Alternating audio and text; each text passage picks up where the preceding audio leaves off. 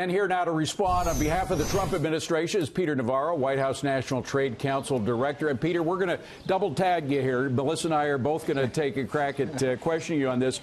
I was surprised. I went into the World Trade Organization stats on tariffs around the world.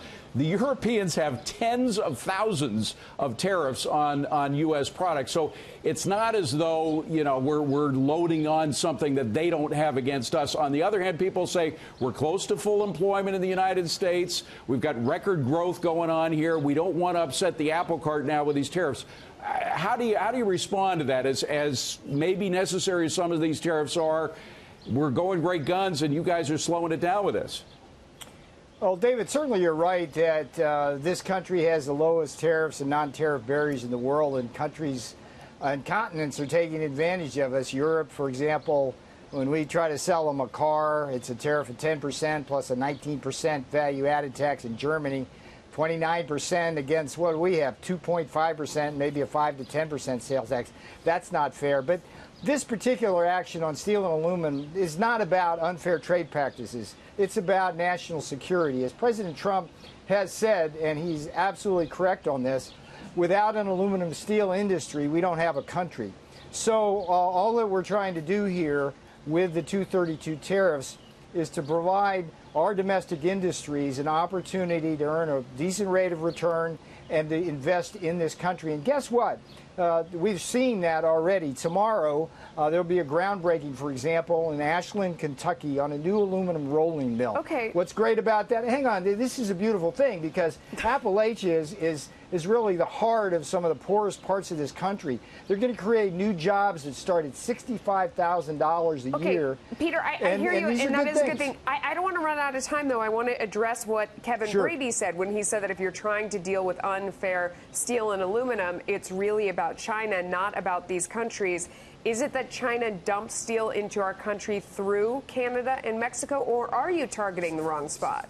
So I have great respect for Kevin Brady. He's a great American. He did a great job on the tax plan. In this case, this is not about unfair trade. It's not about China. What we have is about 15 countries in the aluminum space and about 20 in the steel space who basically are sending a flood of imports into this country. Of course, part of the problem is this huge overhang of overcapacity by China, but we've also got the same problem across other countries in the universe. So all we're doing here, and these other countries should respect two things. One, they should respect our sovereignty and the right of this president to defend this country to have an aluminum and steel industry. And number two, these countries should acknowledge that they are the ones who are also running very large trade surpluses with this country at the expense of jobs here in America. But they're giving us cheap steel to build stuff we need. I mean, I think that's the biggest problem when you look at these tariffs. We use it for everything. Look, we're going to have cheap steel. We're going to have plentiful steel. Think about this, Melissa. The day we announced the aluminum steel tariffs, we had Century Aluminum in Hawesville, Kentucky, announce $150 million modernization and expansion. We had U.S. Steel announce the reopening of Granite City, Illinois. As I said, tomorrow we're going to see a new aluminum rolling mill. We're going to be rolling in steel, but it's going to be good pun there, but it's going to be steel and aluminum made with American hands by American men and women at good wages. That'll provide solid tax base to communities like in Appalachia that have been ravaged by the forces of globalization. All right, Peter, let me ask you about some of the successes you had and why this wasn't successful dealing with Mexico and Canada. Brazil, South Korea, Argentina, you came to terms. You were able to avoid the same kind of tariffs with them. What were the sticking points with Mexico and Canada? Well, I wouldn't say it was unsuccessful what happened. I mean, we imposed tariffs on aluminum steel on many countries. We gave the opportunity but it worked in Brazil and South Korea. Why didn't it work Argentina, in Mexico and Canada? Australia. They chose not to offer a reasonable quota, and we had to put the tariffs on. See, the problem here, David, is that if you give any one country preferential treatment, then you'll see two things happen. One, there'll be transshipments by the other countries to avoid the tariffs. And two, you'll see a significant increase in domestic production in those countries and flooding in. So we had to have the system in place. It's unfortunate that we couldn't come to an agreement with Mexico, Canada, and Europe, but they will have the same tariffs. Let me just ask one more question about Mexico, because they are, a lot of people think they're the most important trading partner we have, not in terms of size, but they're right next door, and there are all sorts of political implications with immigration.